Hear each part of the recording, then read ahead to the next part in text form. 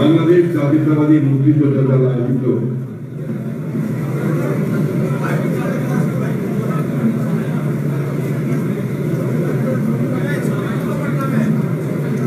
আজকের এই মুক্তিযোদ্ধা সমাবেশের সম্মানিত সভাপতি বীর মুক্তিযোদ্ধা ইশতিয়াক, এই সমাবেশে উপস্থিত বাংলাদেশের মুক্তিযুদ্ধে বীর রানী গঙ্গা, বিশেষ করে আমাদের গর্ব মেজর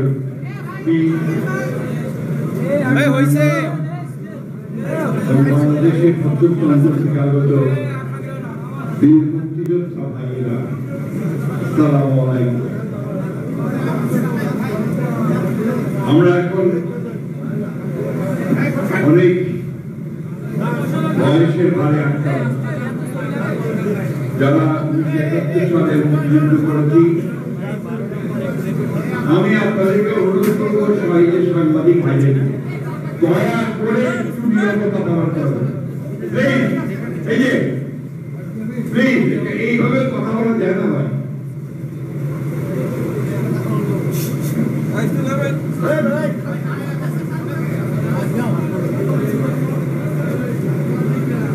আমাদের জন্য এই ধরনের একটা অনুষ্ঠানে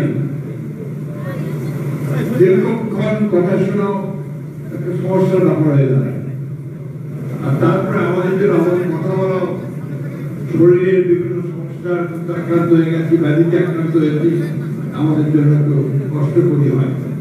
আমি উপাধ্যায়কে বললাম যে আর একটু ভালো জায়গায় নিয়ে গেলে, যে এত লোক এখানে কষ্ট পাচ্ছে সব গরমে, বোধহয় ভালো হতো। আগামীতে আপনি ধরনের বড় সমাবেশ করলে ভালো জায়গায় নিয়ে গেলে আমি সবাই উপকৃত হব। আমার সামনে আমি দেখতে পাচ্ছি আমাদের উত্তরাঞ্চলে যারা মুক্তিযুদ্ধ করেছিলেন, আমাদের বীর সেনানীরা, আমার ঠাকুরগাঁয়ের রুল করিম, দিনাজপুরের মঙ্গলিয়া ভাই আছেন, আর অনেকেই আছেন যারা সেই 1971 সালের মুক্তিযুদ্ধে সক্রিয়ভাবে অংশ নিয়েছেন। প্রিয় সহকর্মীবৃন্দ, আজকের যে বিষয়টা আমরা বিশেষ করে স্বাধীন নভেম্বরের কেন্দ্র করে, স্বাধীন নভেম্বরকে আমরা এত গুরুত্ব দিচ্ছি কেন? এই কারণে 7ই নভেম্বরে আমরা নতুন করে আমরা আবার একটা স্বাধীনতাকে রক্ষা করতে পেরেছিলাম। কারণ 1975 সালের পট পরিবর্তনের পরে আমারও কিন্তু 3রা নভেম্বর একটা উদ্যোগ উঠছিল, আপনার যে তৎকালীন সরকার গঠি দিয়ে আমার একটা ভারতীয় আধিপত্যবাদকে প্রতিষ্ঠিত করে একটি সরকার গঠন করা। 7ই নভেম্বরে সিপাহী জনতা তাদের বিপ্লবের মধ্য দিয়ে আপনার গৃহবন্দী জিয়া রহমানকে বের করে নিয়ে এসে দেশ পরিচালনার দায়িত্ব দেওয়া হয়েছিল, এবং যার ফলে বাংলাদেশ রক্ষা পেয়েছিল। এটা আপনার তখনই সম্ভব হয়েছিল যখন আমাদের বীর মুক্তিযোদ্ধারা, সৈনিকেরা এবং দেশপ্রেমিক মানুষরা একসাথে একজোট হয়ে সেই উদ্যোগটা গ্রহণ করেছে। বন্ধুগণ, এটা সে কারণ অনেক অনেক অনেক কথা বলে। আমাদের যারা আমরা একটু বয়স হয়ে গেছে, কথা বেশি বলতে পারি না সবসময়, চেষ্টা করছে একটা শক্তি, এটা আপনার বাংলাদেশের যারা 1971 সালে স্বাধীনতার বিরুদ্ধে করেছিল, তারা 1971-কে এখন আপনার নিচে নামিয়ে দিতে চায়। তারা শুধুমাত্র 24-এর জুলাইয়ের যে আন্দোলন থাকে বড় করে দেখাতে চায়। আমরা 1924-এর যে আন্দোলন, সেটা 15 বছর ধরে করেছি, এক আর দিন নয়। আমরা দেশে গণতন্ত্র প্রতিষ্ঠার জন্য, ফ্যাসিস্ট শক্তিকে পরাজিত করবার জন্য, হাসিনাকে উৎখাত করার জন্য আমরা 15 বছর সংগ্রাম করেছি। আমাদের মুক্তিযোদ্ধারা সংগ্রাম করেছে। আজকে যদি কেউ দাবি করেন যে এককভাবে তারা নেতৃত্ব, আমরা সেটা মানতে রাখবো। আমাদের ৬০ লক্ষ মানুষের বিরুদ্ধে মিথ্যা মামলা হয়েছে। আমাদের দেশের আমাদের প্রধান পার্টির প্রধান, এই দেশের সবচেয়ে জনপ্রিয় ব্যক্তিত্ব দেশনেত্রী বেগম খালেদা জিয়াকে ৬ বছর কারাগারে থাকতে হয়েছে। সাজা হয়েছিল ১০ বছর।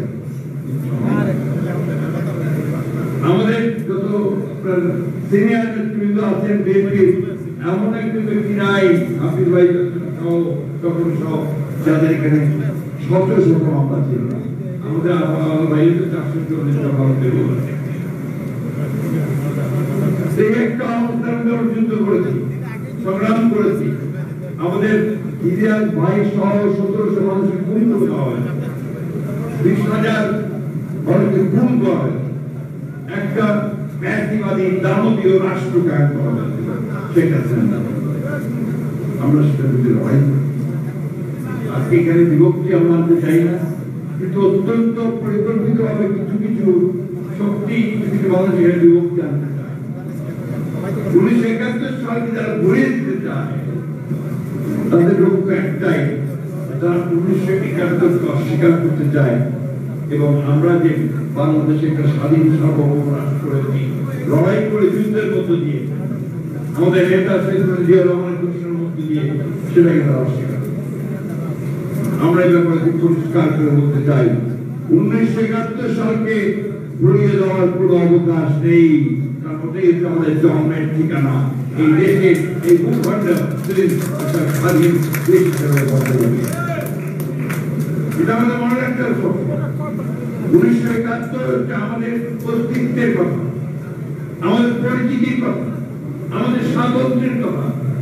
সেই দিন যে ঘোষণা হয়েছিল স্বাধীনতার, সেই ঘোষণা হচ্ছে আমাদের নতুন জাতি হিসেবে আত্মপ্রকাশের। বন্ধুগণ, আজকে সেই সমস্ত সূত্রের অনেক বেশি উল্লঙ্ঘন দেখতে পাই। একবার স্মরণ করুন অতীতের কথা, আমাদের করবো না, কিন্তু নিজেদের অতীতটা স্মরণ করবেন। ১৯৭১ সালে আপনাদের কি ভূমিকা ছিল সেটাও আপনারা মনে রাখবেন। আমি কথাটা পরিষ্কার করে বলতে চাই, তাতে আপনার না করলে আমার কিছু করার নাই। যদি আপনারা সেই মুক্তিযুদ্ধকে গোলমাল করে আটকাইতে করেছেন, কিছু দুষ্কৃতিকারী একটা অভ্যুত্থানের কথা বলে চিহ্নিত করার চেষ্টা করেছিল, এবং যারা আমাকে হত্যা করছিল তাদের সঙ্গে হাতে হাত মিলিয়ে আপনারা এই দেশের মানুষকে হত্যা করেছিলেন, এবং আমাদের বহুগুলি জ্ঞানী ব্যক্তি গেছিলেন হত্যা করে বদ্ধভূমিতে দিয়ে ফেলে দিয়ে। আমরা এগুলো বলি। বন্ধুগণ, ১৯৭৫ সালের পট পরিবর্তনের পরে, ৭ই নভেম্বরের পরে শহীদ প্রেসিডেন্ট জিয়া রহমান বাংলাদেশের সংস্কার শুরু করেছিলেন। প্রথমে রাষ্ট্র কাঠামো সরকার, একদলীয় শাসন ব্যবস্থা থেকে বহুদলীয় শাসন ব্যবস্থা, আপনার সংবাদ মাধ্যমের স্বাধীনতা। এই যে এতগুলো পত্র পত্রিকা, এতগুলো ফোকাস, এত টেলিভিশন দেখছেন, তাদের অতীত কি আপনারা জানেন? শেখ মুজিবুর রহমান সমস্ত নিষিদ্ধ করে দিয়েছিল, মাত্র ৪টা পত্রিকা চালু ছিল। সেই ৪টা পত্রিকা সরকারি নিয়ন্ত্রণ চলবে। শেখ মুজিবের বাইরে কোনো কিছু হওয়ার কোনো উপায় ছিল না। আপনি আপনার কথা বলবেন, আপনার কি কথা বলতে এসে কথা বলার খুশি হব। আমরা এই শেখ মুজিবের সেই ভয়াবহ ৫ বছরের দুঃশাসন, সেই দুঃশাসনের পরে জিয়া রহমানই আমাদের থেকে নতুন একটা স্বপ্ন দেখিয়েছিলেন গণতান্ত্রিক রাষ্ট্রের, এবং তার কাজ তিনি শুরু করেছেন। সেদিন প্রেসিডেন্ট জিয়া রহমান বাংলাদেশের সংস্কার শুরু করেছেন। যেটা আমি আগেই বললাম যে একদলীয় শাসন ব্যবস্থা থেকে বহুদলীয় শাসন ব্যবস্থা, মাল্টি পার্টি সিস্টেম, এবং সংবাদ মাধ্যমের স্বাধীনতা, বিচার বিভাগের স্বাধীনতা, এইগুলো কিন্তু তিনি প্রথম নিয়েছেন। তো তাই নয়, আজকে মেয়েদের যে অগ্রগতি, সেই অগ্রগতি সূচনা হচ্ছে দেওয়া হয়। অর্থনৈতিক ক্ষেত্রে তিনি যে সূচনা করেছিলেন তা হচ্ছে আপনার গার্মেন্টস ফ্যাক্টরি, অর্থাৎ আপনার আমাদের পোশাক শিল্প রপ্তানি করে আয় করা, আমাদের ভাইরা যারা বাইরে কাজ করতে পারবে তাদের বাইরে কাজ তাদেরকে বাইরে পাঠিয়ে রেমিটেন্সের ব্যবস্থা করেছিল।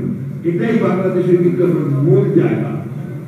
তারপর পৃথিবীর বাংলাদেশ অর্থনীতি দাঁড়িয়ে আছে, সেটাও করেছিলেন প্রেসিডেন্ট জিয়া রহমান। এরপরে প্রেসিডেন্ট খালেদা জিয়া তিনি প্রেসিডেন্সিয়াল ফর্ম অফ গভর্নমেন্ট থেকে পার্লামেন্টারি ফর্ম অফ গভর্নমেন্টে নিয়ে গিয়েছিলেন এবং আপত্তি থাকা সত্ত্বেও নতুন নির্বাচন করে তিনি সেই তত্ত্বাবধায়ক সরকারের বিধান চালু করেছিলেন, যার অধীনে প্রায় 4টা নির্বাচন হয়েছে অত্যন্ত সুন্দরভাবে, সবাই গ্রহণ করেছে। এই শেখ হাসিনা সেটাকে বাতিল করে মানুষের যে ভোট প্রয়োগের যে অধিকার সেটাকে এগুলো না বলতে হয় না, বলতে হয়। সবাই ভুলে যাচ্ছে এখন। এবং এখন কোন একটা দল বলে যে বিএনপি নাকি নির্বাচন ভিতরে, আর বিএনপি তো নির্বাচনমুখী দল, কোথাও থেকে আমরা নির্বাচনের কথা বলছি। এই গণঅভ্যুত্থানের পরে আমরা সভা করে 4-5 দিনের মধ্যে সরকার বলেছিলাম 3 মাসের মধ্যে আমরা নির্বাচন চাই। কেন বলেছিলাম? নির্বাচন হলে একটা পার্লামেন্ট গঠিত হলে আজকে যে অপশক্তিগুলো মাথা তুলে দাঁড়াচ্ছে সেই অপশক্তিগুলো দাঁড়ানোর কোনো সুযোগ পেত না। তারা সংস্কার করতে চেয়েছেন, ভালো কথা। আমরা সংস্কার করতে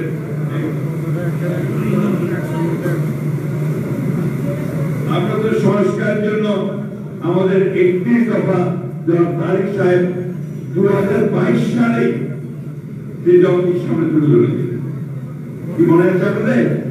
31 দফা তুলে ধরা হয়েছিল, মনে আছে? আমাদের নেতারা সব গ্রামে গ্রামে সব থেকে গেছেন, আপনারা বিভিন্ন জায়গায় গেছেন, এই 31 দফার কথা বলেছেন, তাই না? এই 31 দফায় কি আছে? আজকে আমরা এই সমাজে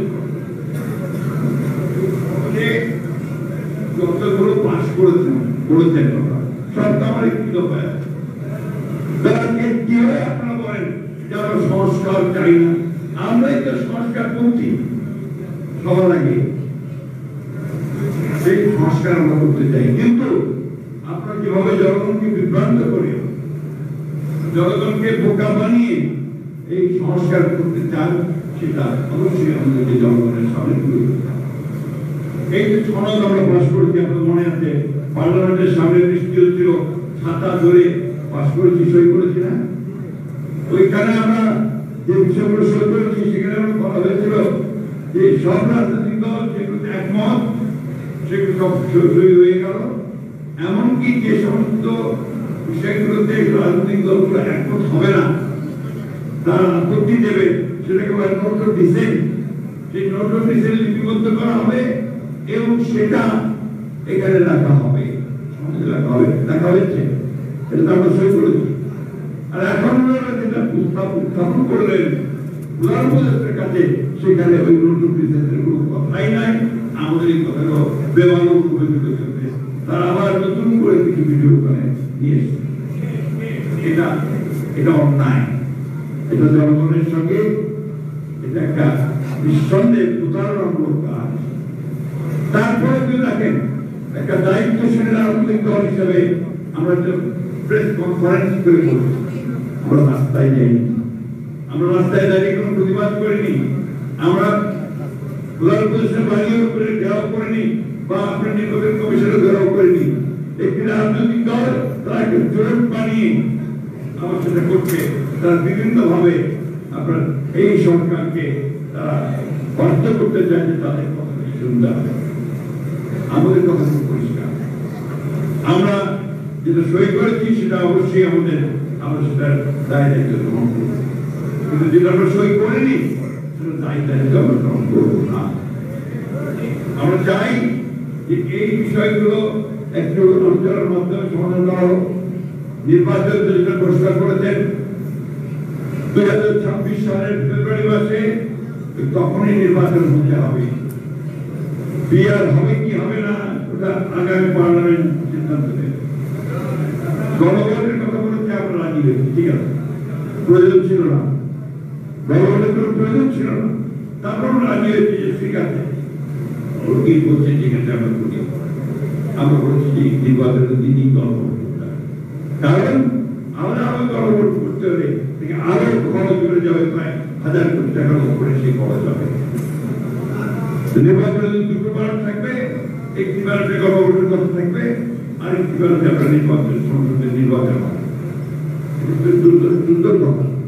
এটা না করে আবার তারা গণভোট আগে হতে হবে, তারপরে নির্বাচন হবে, এটা আপনারাই বলছেন।